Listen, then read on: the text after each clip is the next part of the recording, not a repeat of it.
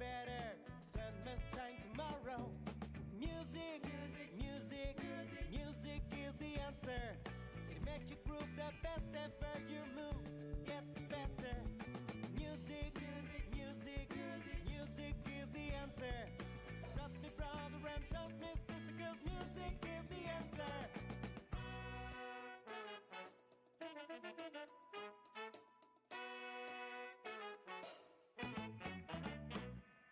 Now you got my recipe, just tell it to everyone. Sing around that melody, record it on your mobile phone. 'Cause I expect for another ring, so don't forget to say my name. Entertainment is not free, so get a bit, say it again. Music, music, music, music is the answer. It makes you groove the best ever. Your move gets better. Music, music, music, music is the answer. Trust me, brother, and trust me, sister, 'cause music is the answer.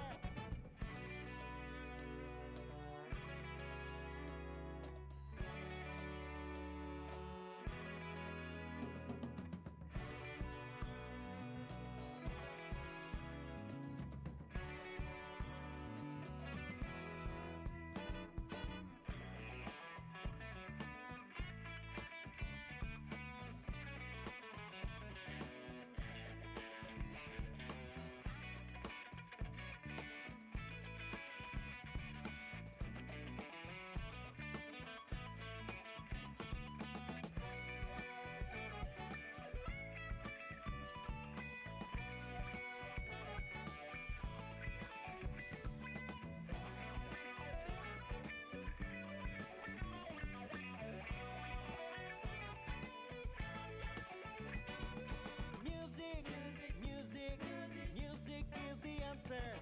It makes you groove the best ever. Your move gets better. Music, music, music, music, music is the answer. Trust me, brother, and trust me, sister, 'cause music is the answer. Music is the answer. Music is the answer. Music is the answer. Music is the answer. Of the music, oh music, music, music is the answer. Of the music, oh music, music, music is the answer. Of the music, music, music, music is the answer. Oh music, music, music, music, music is the answer. Oh music, sweet music, music, music is the answer. Of the music, oh music, music, music is the answer. Music, music, music, music, music is the answer. Music,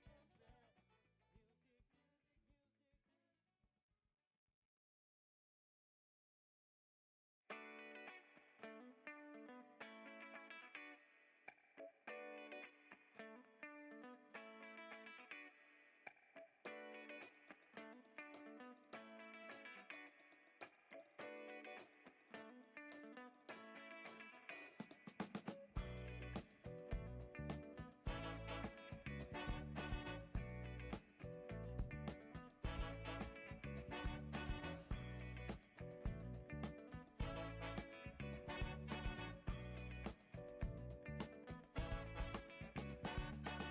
Everywhere I look around, I see the same faces.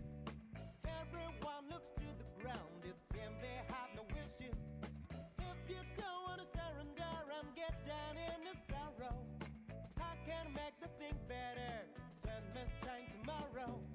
Music, music, music, music, music is the answer.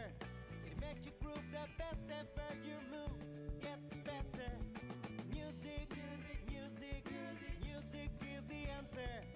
Trust me, brother, and trust me, sister, 'cause music is the answer.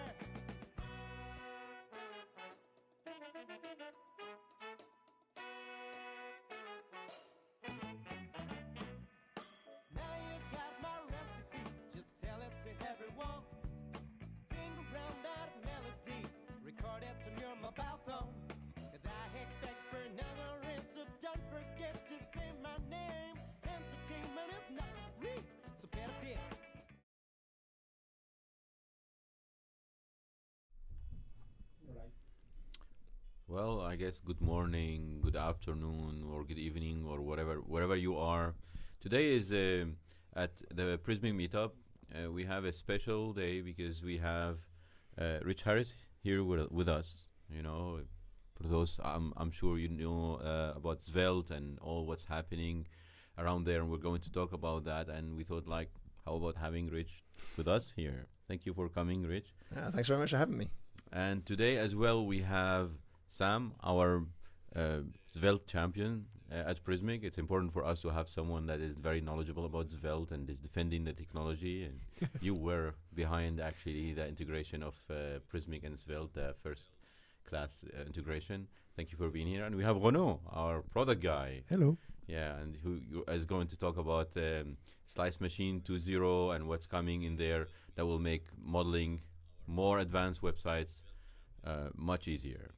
So we'll get to that, but let's just get started here.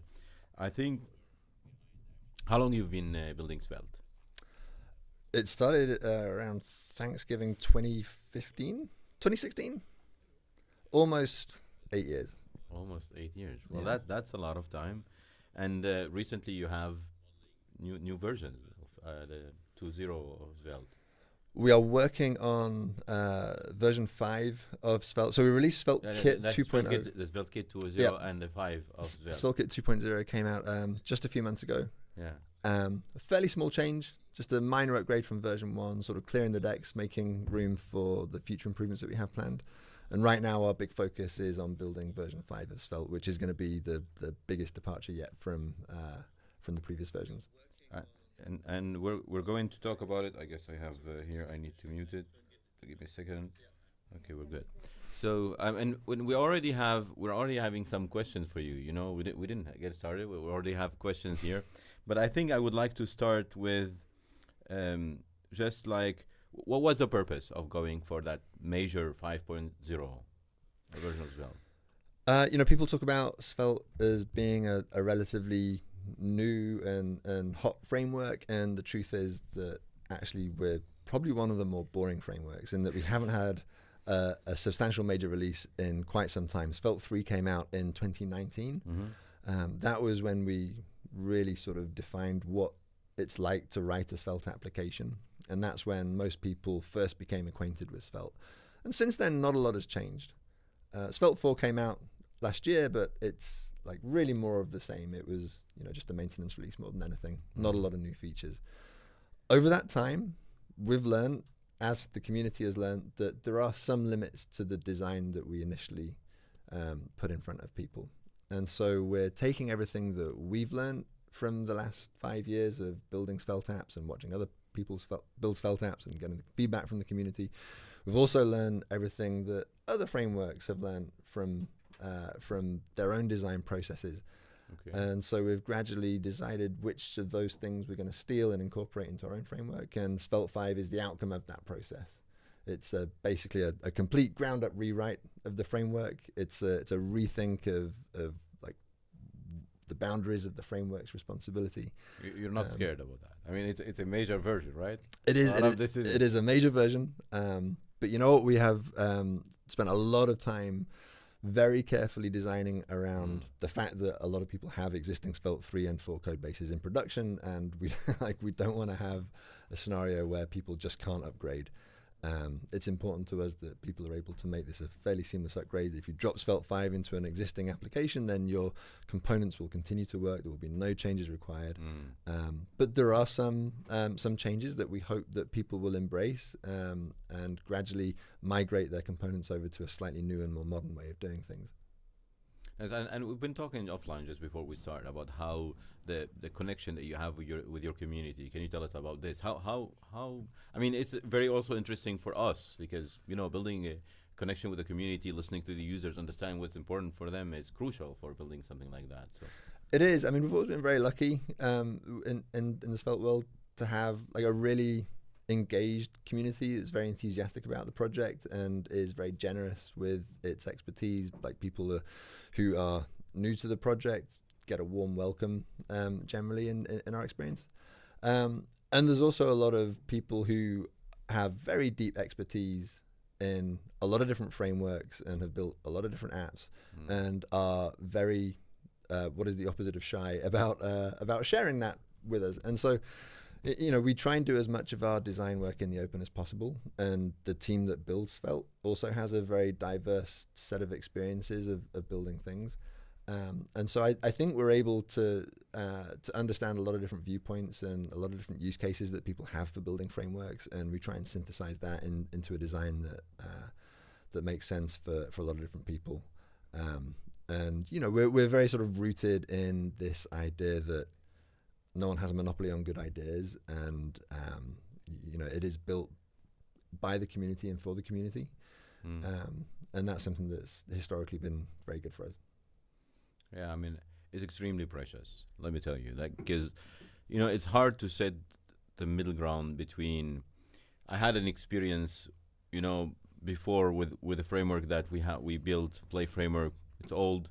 It's for the old people that have been around back then, and it's hard to hit the right middle between people giving you too much and sometimes actually being negative and too critical to whatever, and especially in the framework world today, there's so many different schools and ways of viewing things, and having people just being consumers and they don't care about contributing, and it's a mindset that you said to our community, to your community, right? It's a mindset. It's more than anything. And for instance, at Prismic, we always went back and forth into okay, well, people now are more consumers and we don't get enough feedback, and we go to the feedback, but then people come and they're a little bit aggressive, and you try to listen to them, say, yes, I'm listening to you. I know maybe you're frustrated, and and now probably now around now it has been a year and a half that we're hitting a good middle. But I'm telling you, this is extremely precious. And if you had it, and you had it maybe in your way, but it's good to keep. It's an important thing. It's hard. I mean, definitely as a project grows in popularity, you reach a point where it's very difficult to extract the signal from the noise. And there is also, you're building open source and it's on GitHub and everyone is free to send pull requests. And so it kind of feels like it's a democratic process. And it's not. An open source project cannot be run democratically. It just doesn't work. So, ultimately there needs to be executive decision making, and that's where the core team comes in. But we never want to feel like the project is being run by diktat. We very much want to feel that the community is being consulted the whole time, and that there is a sense of collective ownership and investment in what the project does. And we're in a position now where that is still feasible. It remains to be seen if the project grows much larger, if that will become harder to manage. But right now things are pretty good, and it's largely down to the work of we have a team that we call the ambassadors, who are very active in our Discord channels and places like that. And so people in that role, people who are contributing in the forms of building component libraries and so on, really are very essential to that process, probably more so than those of us who are actually working in the code base day to day. Because so community management is such a crucial and difficult skill. I can only agree with that. So what's the size of the core team, and how many ambassadors do you have, and how many users you have? It's honestly difficult to put a number on these things, because a lot of it is kind of, when I have time, I'll take part, and then maybe I won't be around for a couple of months. So there are 3 of us who work full-time on the project at Svelte. Okay. Myself, Dominic, and Simon. We're actually full-time employees of Svelte, and Svelte is what we work on day in, day out. The core team has maybe a dozen people who are frequent or semi-regular contributors. Okay. And then the ambassadors team, I want to say about that again. Okay. Not big. So not huge, no. But for how many users you're serving? I don't know. I have no idea how you would measure such a thing. Okay. But hard to measure. Occasionally, how many downloads you get? We I think it's like 1 million downloads a week or something like that. But if you go to our Discord, svelte.dev/chat, and it will tell you how many people are online at any given moment. And I think last time I checked, it's usually around 45,000 people who are online. Very well done. Very small team, though. even taking ambassadors in and all the halftime. Yeah, maybe that's not the online number. Maybe that's the size of the Discord. I'm not sure, but it's Anyway, we're talking about like a large number of people. cool. Well, very very interesting. And again, we'll dive more into some of the specifics of Svelte and some of the decisions that made it interesting in the world where everyone was thinking that it's either Vue or React, right? Mhm. It was decided. It felt that there's no move that is necessary in that world, and then you came in and with the community and you made Svelte something important. And for us, at some point, we were under the same assumption that okay, well, we support Next and Nuxt, so Vue and React, and we were like, okay, that's good enough. And at some point, we started feeling that pressure that okay, well, a lot of people are asking us to support more technologies, and then we went through the decision of what the next framework. So for the context, we help people building websites. That's what we do, and host the websites. I mean, host the content part of the website. So it's a headless CMS basically. And we went into a decision of like, what is the framework that we have to support on top of React and Vue. And Sam, can you tell us a little bit about that process? Yeah, I mean, when I joined Prismic, the company was already experimenting with Svelte, and that was something that was exciting for me because I was interested in it. And so I think just after I joined, I started working on the Svelte documentation. But really quickly, as I was working with Svelte, it became obvious to me that Svelte isn't exactly competing with React per se. It's actually offering like a really compelling alternative, and I think that's what's really strong about it. React and Vue are both. I think this kind of gets to the core of it. They're both runtime languages, which means they're designed like that originally when they were first created. Like the idea was that you could drop them into the browser and it would run your app for you. Whereas Svelte's never had that idea. Svelte from the beginning said this is a compiled language, which adds a little bit more infrastructure, not that much because ultimately we are compiling our React and Vue apps as well. But because that's the design philosophy from the get-go, what I saw with Svelte is that it can do a lot of powerful stuff and it can actually like take away a lot of the hard work for you. And I thought like this has an obvious appeal. Whether or not it's eating React's lunch or it's just appealing to a whole nother demographic, like there's something really powerful here. And I think like everyone who uses it can see like this is going to grow. This is going to become a big thing. And like specifically how did you what is the impact of this architecture decision for a given user? Like I understand there is some compilation that goes there and takes care of certain things that you maybe would have done yourself. So what's the impact for me as a user first? And on the decision making, did we have other frameworks that we were considering at that time? I mean, as far as the impact of the compilation, I mean, Svelte only ships vanilla JavaScript to the browser. It doesn't ship, at least that's my understanding of it, doesn't ship a framework to the browser. Yeah, I mean, there is a library in there which the generated code uses to basically avoid repetition. But I think the framing that you used just there is basically, it's actually a really nice way of describing it, and I think I'm going to steal that. Essentially, what a lot of projects will do is, how can we make this process as nice as we can within the constraints that we have? And our approach has been, how can we replace those constraints with some better ones? And that's what having a compiler-centric mentality gives you. Mm-hmm. You can say, actually, you know what? I don't think that this is the right paradigm. I think if we work backwards from the question, what would the ideal development experience for this look like? And then ask ourselves, how do we implement it? Mm-hmm. It just gives you a lot more freedom. Yeah. And it kind of, when I started learning web development, I think this is how I wanted it to work. You declare your variable and then the variable's reactive. Like I think when somebody's learning JavaScript, they almost expect that to happen, and then it doesn't happen, and they think, why isn't that happening? And then you do Svelte and you go, oh, this is how I wanted it to happen. As far as the numbers and everything, we did do a very comprehensive look at all the technologies that were out there, the downloads, how they were growing over time, the surveys and everything. And Svelte stood out as being the framework that was really growing probably month over month by percentage, I think it was probably growing the fastest. And also, I mean, it just had this kind of like this developer satisfaction, this love by everyone who uses it that's kind of like unseen, you know. And it wasn't an appreciation that drops off. You know, a lot of frameworks, they come out, they get good scores for a year or two, and then the satisfaction kind of drops. But Svelte has had very high satisfaction for years now. If I can add something on top, at the time when we were monitoring a bit the progress of the different framework, what we were allowing people to do was actually to create project with Prismic, because there is always this question about compatibility of the technology and the main use case that we are serving, building websites. So we know that as of today, I don't know, Python won't be the best technology to suit that case.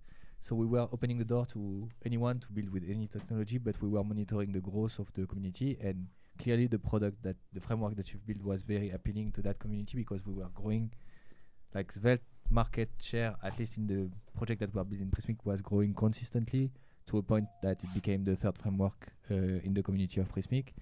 And to set a base for ourselves, we wanted to address as first-class citizen 80% of the project being created. And there was a moment where actually Svelte took so much that we dropped below this 80%, which we actually said, okay, that's the moment to activate on. And so since then, that's where we created the first version, and then the second version, and I think one of the versions that we are going to discuss today or at least later. Yeah, and the projects on Svelte were like, so because, you know, we're a business by the end of the, like, right, we Prismic, of course we have licenses for the community and all that, but we want to monetize all of that, and Svelte was having projects from companies for something that would pay for, and that was an extra argument for us to support Svelte. So I want like to probably move into another thing, because you know, we're here also to talk about Svelte 5, and there's all now you have a release candidate, right? We do. Yeah. We announced it at the end of April. We do not yet have a firm date for the stable release, but we are in the process of finalizing everything.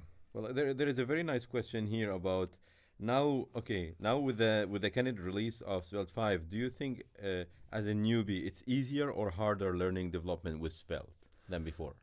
I personally think it's significantly easier. I know a lot of people are very attached to the Svelte 3 and 4 way of declaring variables, and then you just assign to them, and then everything magically updates. And I think in the past we probably over-focused a little bit on the experience of the first 5 minutes of using Svelte. Rings a bell, yeah. Okay. and now that we've had 5 years of using Svelte, we're able to balance that out a little bit with the understanding of how that journey progresses. And so I think even if there's a tiny extra bit that you need to learn right at the beginning, your learning curve overall is much shallower. There are fewer concepts to learn if you start with Svelte 5 than there were if you start with Svelte 4. And I think having used it for the last few months, it scales really nicely. Very nice. So not only more advanced, but also easier for someone starting with. Yes, I mean, we've been able to just reduce the amount of stuff in the framework, That's not strictly true because we are backwards compatible. Like everything that works in Svelte 4 continues to work in Svelte 5, but the patterns that we'll be promoting in Svelte 5, it's less overall to learn. I would like, can you please give us some understanding of runes and rune-based approach? Already, where does it come from, the term? So runes are... You explained to me offline. So yes, it's a term that we've stolen from Norse mythology. Runes are essentially magic symbols that you use when casting spells. And that's kind of what runes are in Svelte. They're symbols that you use inside your code to tell the compiler, do something clever here for me. We have, for example, the state rune, which looks like a function called $state. Looks like a function, but it's not a function. Like you haven't imported it anywhere. It is essentially part of the language. It's a token like any other. And when you use that, that's very nice. So the fact that you have a compiler, then you can introduce these kind of things, right? Exactly. Yeah. It gives us this design freedom to be a little bit playful in how we approach solving problems. And so when you have marked a variable as a piece of state, subsequently when you assign to that piece of state or when you mutate that piece of state, the compiler is able to say, okay, so now we need to re-render anything that depends on that piece of state. Nice. Okay. And because we're using function syntax, as far as TypeScript is concerned, it is just a function. And so we get really good type safety and auto-completion, like all of the stuff that you expect in a modern development environment. Like so TypeScript doesn't know about that, right? It just sees it as a variable and that's it, or a function and that's it. Exactly. And the really nice thing about that is that we have been able to take the Svelte reactivity, like the magical experience that you described of, I assign to a thing and things update. Like, this is how it should work. Well, previously we could only do that in Svelte components. In a .svelte file at the top level, if you have a declaration, then it is a reactive declaration. But in Svelte 5, you can have these anywhere in your code just by using these runes. And so you can have the same reactivity inside components, inside .svelte.js modules and .svelte.ts modules. So you need to have the .svelte in there just so that the compiler understands that this is supposed to be treated as Svelte reactive code.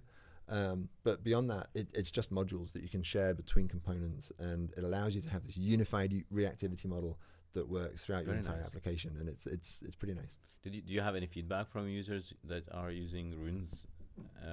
I'm sure you're testing with some customers or some users. Have a lot of feedback. So the feedback that, if I could sum it up, it's been, I don't think I'm gonna like this, but I'll try it anyway. Oh yeah, I really like this.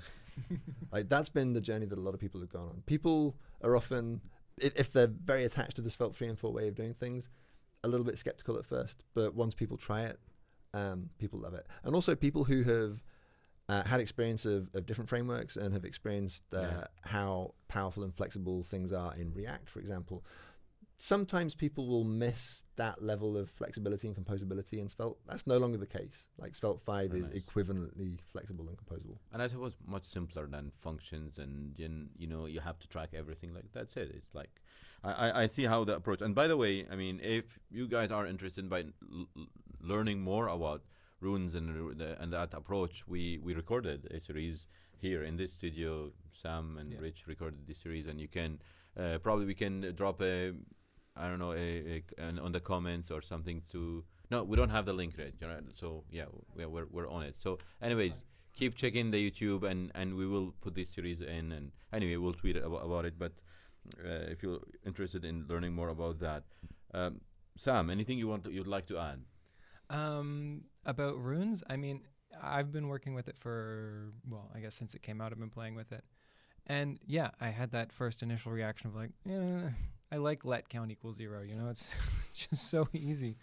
But after playing with it, even in just really simple applications, like there's a point at which I come to something that previously was a little bit difficult, and now it's just so easy. I mean, the way working with arrays has changed and just gotten so simple. The way Svelte 5 gets rid of slots and replaces it with snippets, or the render block, which is an awesome improvement. There's just a few little things like that when you get to those advanced points, they become a lot easier. Yeah, and that's what we're going for. Yeah, I'm seeing the comments. B1 Mind. I actually like the readability of runes. Yeah, that's what I see. It's very interesting, and knowing which variables are doing what now at a glance, right? It's very easy to understand what's happening. But like, I'm wondering here, and you brought this point a little bit quickly. But is there a competition between the different, libraries, frameworks, between Svelte, React, and Vue? How do you see the landscape evolving, basically? I mean, there's certainly competition. For the most part, it's very friendly competition. There's a lot of mutual respect and camaraderie. But it's definitely true that people look at what other frameworks are doing, and sometimes we'll think, I fancy a bit of that, and maybe we'll try and figure out how we can steal that in our next release. So yeah, we're definitely not operating in a silo or a bubble.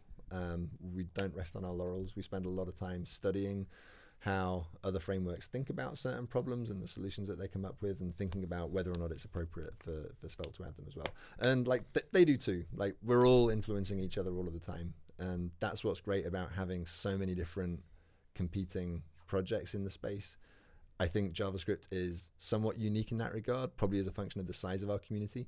We have so much activity and so much innovation all the time that we're able to have that cross-pollination that maybe doesn't exist so much in other communities. So if for every framework, like I like to think that it's a matter of perspective. Like everyone, you choose a path. You say like, this is what I care about, and that's how I'm going to evolve my product or my framework or my whatever you're doing, right?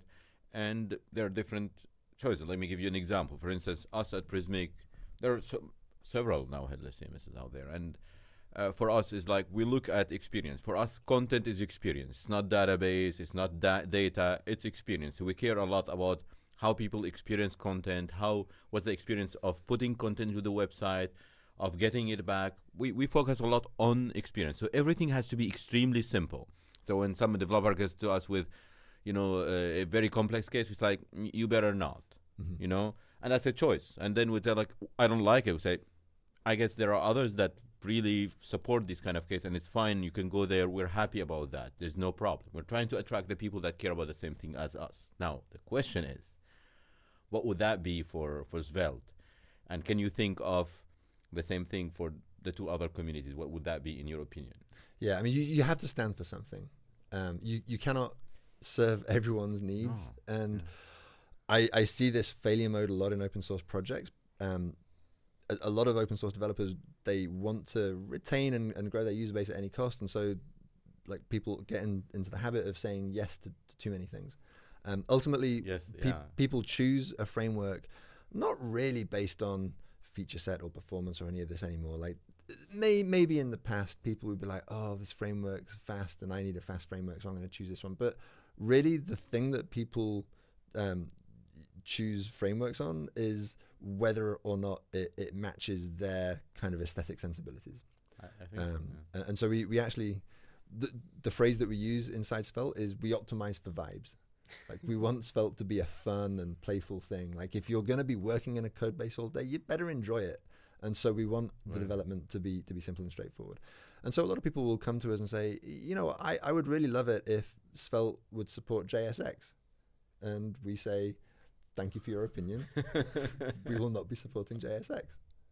And it's not because we think JSX is a bad idea or a bad technology. It's just not what we vibe with. So we're not going to do it. Very nice. I'm not going to pressure you to find the same perspective for the other for other communities. So I'll also say one of the videos we recorded in the studio this week was a pretty in-depth comparison of Svelte and React. So if folks want to know more about the differences between the two, definitely hit the subscribe button because that'll be coming out soon. Absolutely. Now, so and there is this on top framework on top of Svelte, SvelteKit. We mentioned that is going into the 2.0, and I would like us maybe to look at how to build a website basically with SvelteKit. Sam, can you show us a little bit? Yeah. We'll do a little demo. We won't go too in depth here. Can folks see my screen? We're good. Okay. So here, this is the Prismic dashboard. This is just what you get when you log into Prismic. You can choose a technology to create a project with. So choose SvelteKit. I'll go with the demo project for this one because we're just going to see what it looks like. We'll say May, Meetup, 2024. And then Prismic has this great free tier that's very generous. So you're fine to go with that. You can even take that into production, no problem.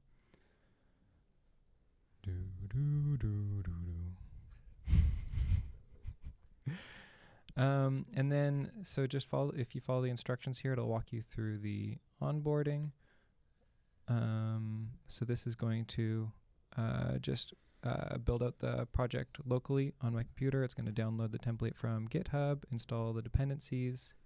And then the next thing it'll do is actually, the project includes a bunch of models and some boilerplate documents. So it's also going to push all that stuff up to Prismic for me.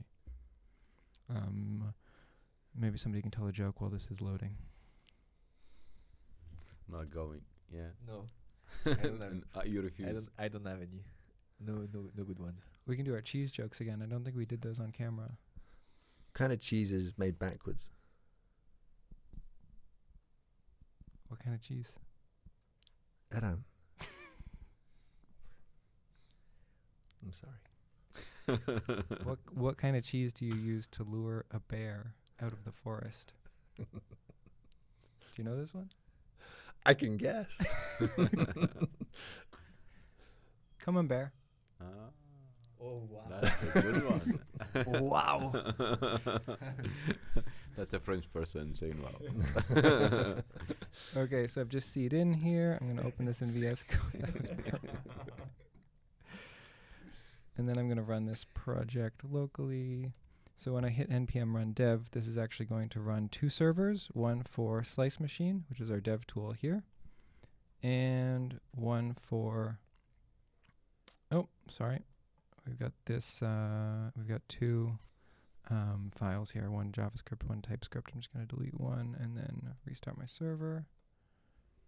And that should do it.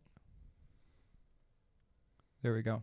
So, I mean, as far as the question as to creating a website with Svelte and Prismic, like, that's done. We've now created a website with Svelte and Prismic. Let's joke.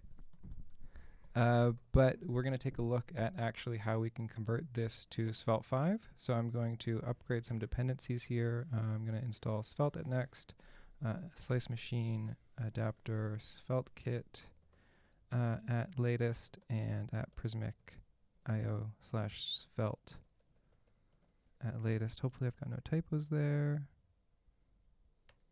Okay. And so this project comes with a handful of slices, which you can see in Slice Machine. So if you haven't used Prismic before, Slice Machine is where you create all your like schemas or models. So we've got a page model here, a page type. And the page type includes slices, which are like the blocks that make up the page. And so we can model these slices in our slices section. And each slice has a component to render it. Sorry, I did have a typo here. npm install. So basically, instead of building a page or flat, we break it into sections. You know, and websites are all about that. Like they have sections and sections, and this way you can have a bunch of sections, and then you can combine them to create as many pages as you want. Yeah. While keeping the design consistency, because they are your components that you prepared before. And so the marketing team will not be, how do you say, cornered into some kind of very rigid template. They will be able to actually mix and match those slices to actually build as many pages as they want, still guaranteeing the brand consistency. Yeah. So you as a developer, you have the fun of working with components first citizen, and you deliver to your marketing team a very good experience for building autonomously their pages after that. So I've now upgraded the dependencies. So this project is now running Svelte 5. It works fine. Like you said, it's totally backwards compatible. We can convert our slice here. So this is the component that renders the hero banner here. And if we want to convert that to Svelte 5 code, we just do let slice equal props like this. Props is one of those runes, right? It is. And so now we've just changed how we declare the props. So that's the proper Svelte 5 syntax. And then this component also uses the heading component. So if we go in here, this uses a slot, which, like, they're kind of confusing, right? They're one of our less inspired design decisions. But everyone uses them. Yes, I mean that's how you pass content into a component, and it's something that we modeled after web components before we realized that was a huge mistake. And so now in Svelte 5 we have a much more flexible way of passing content around called snippets. Is it at render? At render, yeah. At render, children. So I've just added a prop declaration here for children. So children is like a reserved word. It is. In Svelte 5 for basically the slot content. And then render is this special new block in Svelte that allows you to render components programmatically. Yep. And I'll just comment out the slot. And children is implicitly what is passed into the component, but you can also define snippets explicitly and pass those into components too. So you have a lot of, like, if you have a header and a footer and things like that, then you can include those separately as well. And Rich, I need help. I did something wrong here. Let's have a look. Render children. So you need to have parentheses. Snippets are kind of analogous to functions. And even though you're not passing any arguments to children, because it is the implicit snippet that that sits directly inside a component, you still need to call it with parentheses. Okay. So that's it. We've upgraded this component That to Svelte is 5. it. And it'd be remiss of me not to mention that what you just did manually is something that we hope to be able to automate. So we have a migration tool that's in development. If you go to svelte-5-preview.vercel.app, then you can play with that tool in our playground, and we'll be releasing that as a package that you can use via npx at some point in the near future. And hopefully it will be able to do that work on your behalf, but it's still nice to see what the migration entails. This is very cool. We were going through this yesterday. You can paste your Svelte 4 code in and click migrate, and it will just convert it to Svelte 5 code. That was actually one of the questions that we had about the migration tool. But I have a question for you while we're still working on this. Will future Svelte updates allow parent components to style children without global? So this is a very active topic of conversation, both in the community at large and on the team. And we've had lots of conversations internally about this recently. We're very aware that this is a pain point that a lot of people have, and we have some ideas for what a solution might look like.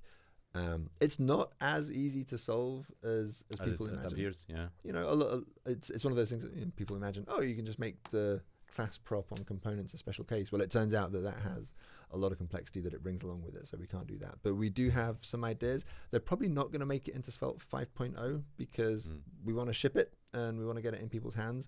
But it's definitely something that is high on our list and will be addressed at some point.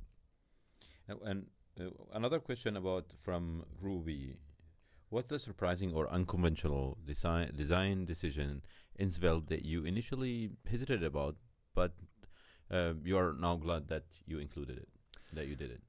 It's an interesting question. I think normally it goes the other way.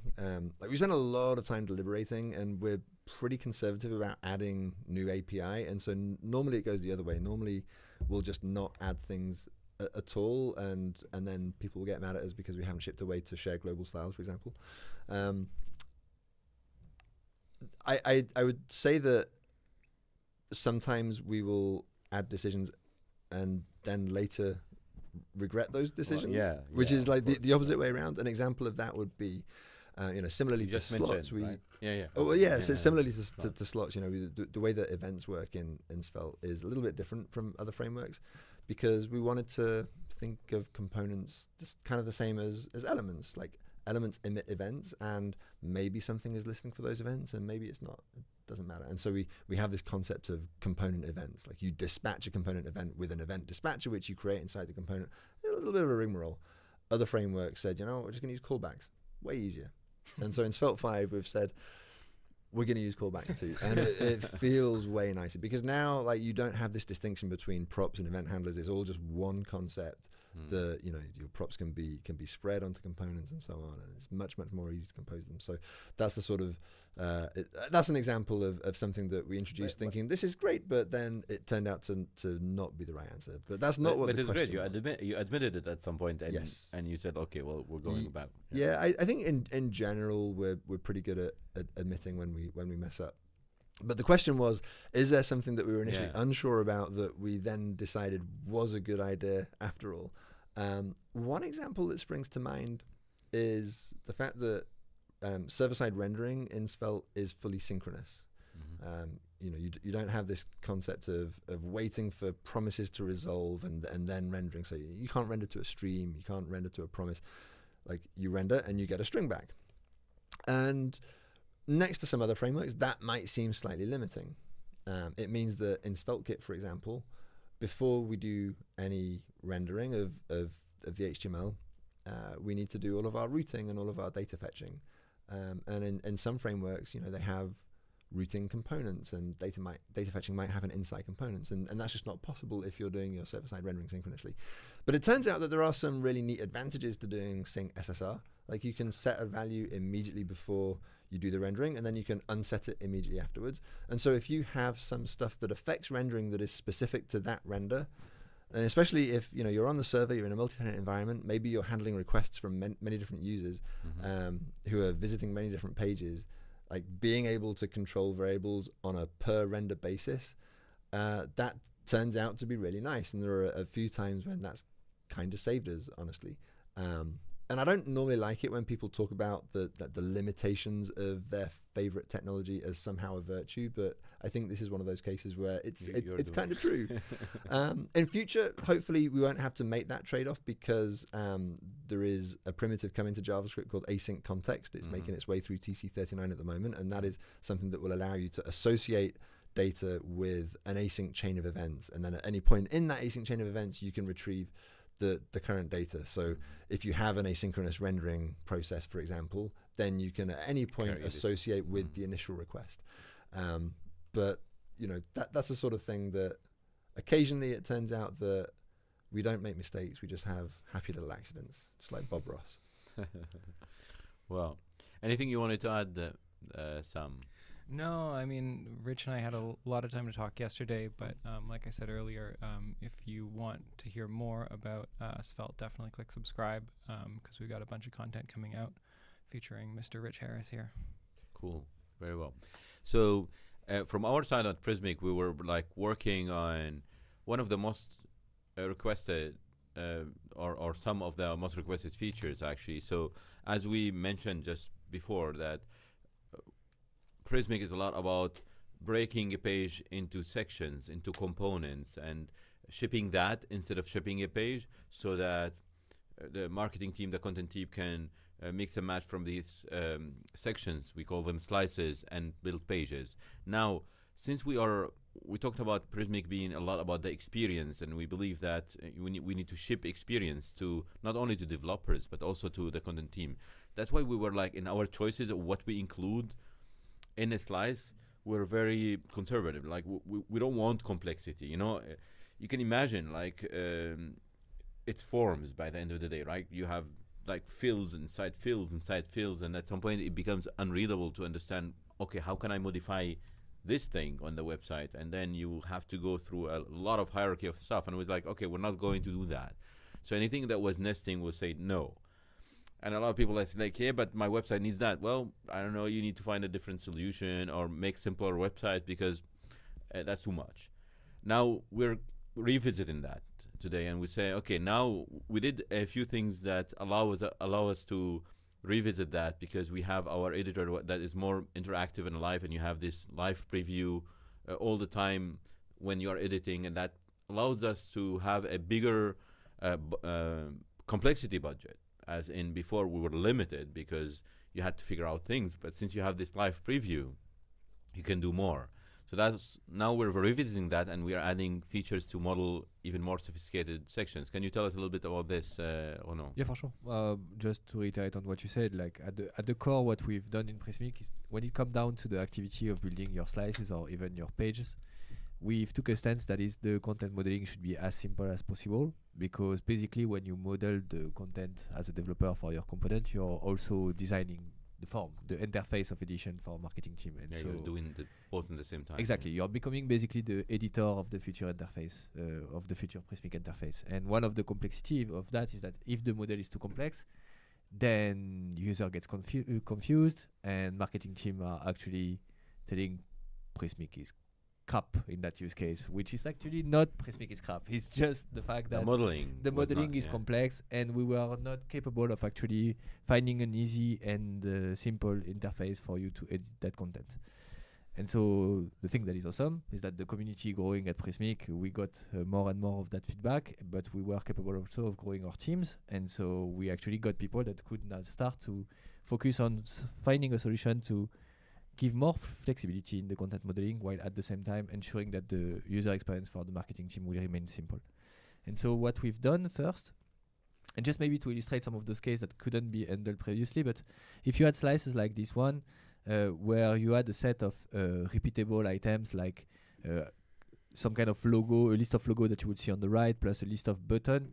Or if you had another case like maybe like this one, when you had like a list of images and a carousel with a list of button or a tab of items, basically.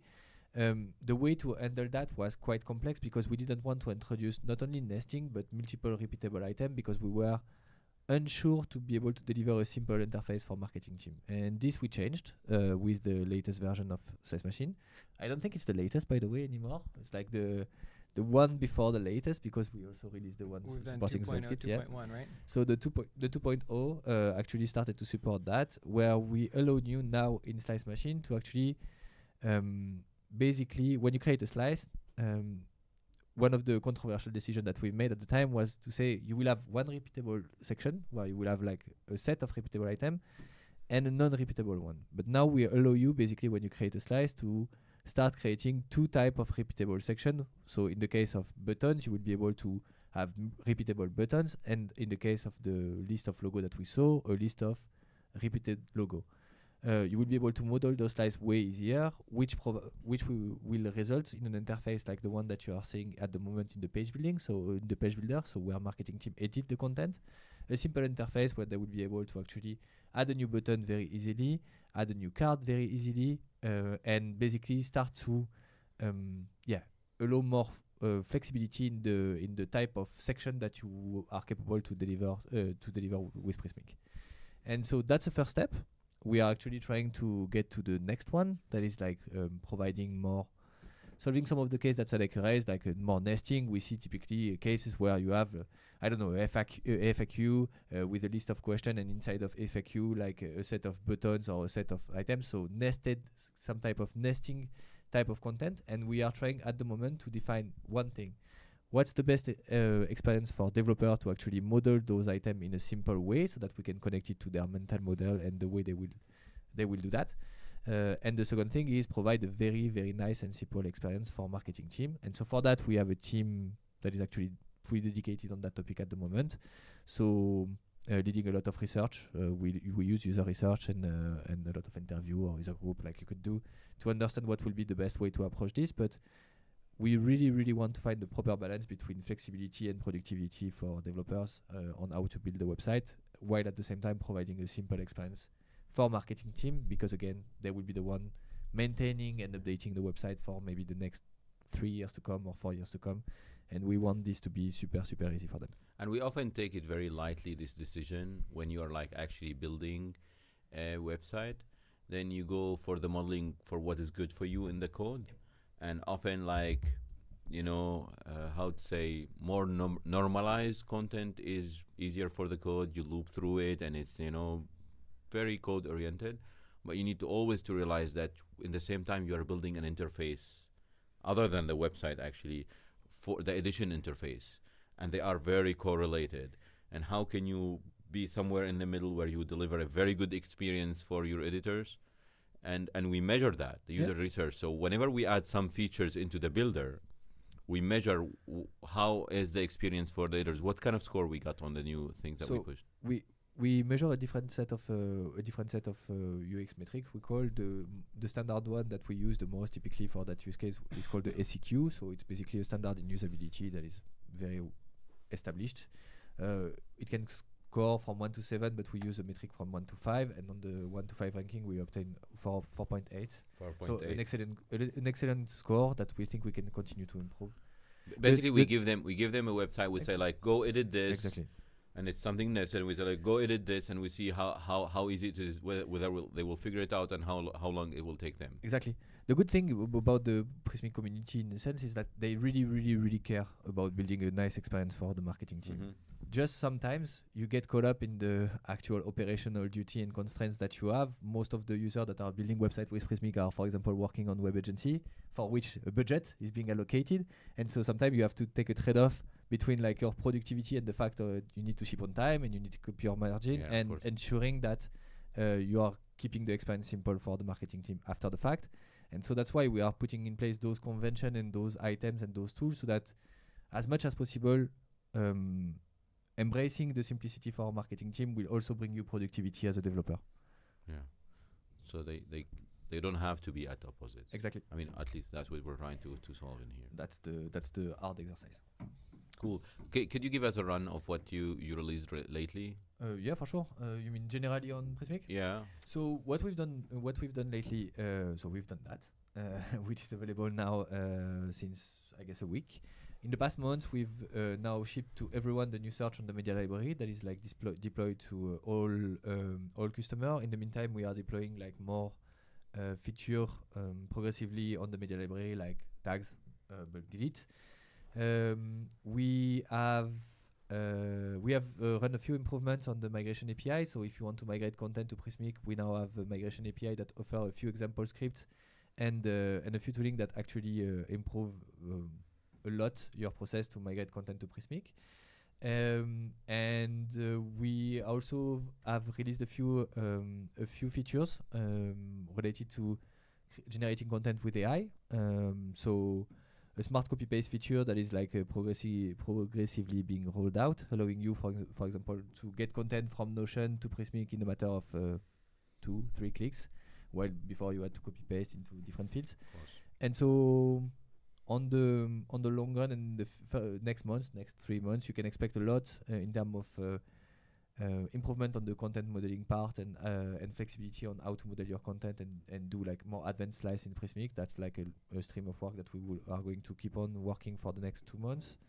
And on the page builder, you can expect so a new document list with a new release screen. You should expect team spaces. That is a new feature for bigger team to basically segregate your content into spaces, allowing like for a given team, like the legal team, to access only their content and to be able to have a better governance over the content contribution. And yeah, that's pretty much it. It's pretty cool. So we are experimenting with translation in AI at the moment also, so you should expect a bit of changes in that way. I think that's already a lot. Yeah. So I see also that quite a few people are interested in this more advanced modeling that you talked about. Before wrapping up, because I guess we went through quite some time with a lot of things. I still have some questions. Well, for Rich, here is one from Mike. Is there a plan for Svelte native like React native? Plan would be too strong a word. There is an ambition, but nothing concrete just yet. I would say today, if you want to build a mobile app using Svelte, then the best bet is probably to use Tauri with Svelte. Their newest release allows you to build mobile apps. The other question from Kareem: how and when will Svelte take advantage of Svelte 5? SvelteKit will take advantage of Svelte 5. Once we release Svelte 5, we will start adding Svelte 5 features to SvelteKit. You can use them together today. Some of the websites that we maintain, like Svelte 5 preview.svelte.app, is a SvelteKit plus Svelte 5 app. So you can use them, but the new state features aren't yet part of SvelteKit, but they will be. And you have another question from Raul. At one point, Rich said he wants SvelteKit to be an alternative to Rails and Laravel. Does he still have this vision? Yes. That might mean a lot of different things to different people, but essentially the idea that you as a solo developer can build an entire product using a single framework that includes authentication and everything else that goes along with it, that I think is what all frameworks should eventually be striving towards. And that's a process that is going to take some years, but yes, that's our North Star. And that aligns with the vision that you talked about, that you want, you think that, still applications could be much better on the web, and you want to contribute into making certain decisions much simpler for developers so that they do the right thing. Yes. Since the beginning, right? I have a question from Jake. Any plans for simplifying passing simple reactive variables between files? I think it's about as simple as it can be with runes. Sometimes people want to know, how can you just have a single, like a Boolean or a number that is passed between modules, and there isn't really a good way to do that. At some point, you have to have either a property access or a function call, and you know what? That's fine. That's okay, and we'll share more examples of how we see these problems being solved as we start building out the documentation for Svelte 5. But we're not planning on adding like a new. It's room for already that a or lot. I something. mean, the fact that you have a compiler, I mean, it's meta programming basically, right? Where you added some kind of something on top of the language to be able to push and do all the work behind the scene. And what people see is just they're using a variable, but there's a lot of plumbing having behind, and that's There is, simplified, and you know, the purpose of that is really to save you from having to do a lot of grunt work as a developer. It's not to make things just kind of magically work the way you magically want them to. Like, we never want a situation where you're looking Well, at you some call coding, them like, so that way. You like- call them like yeah, so we you set expectations there. we want it to feel magical and not magic. Okay. Is the distinction that we use. Magic means I don't know how this works. Magical means I love how this works. Very nice. Well, I guess we can end it here. It was a very good meetup, everyone. Thank you very much for the diverse topics that we talked about and all the insights that you brought.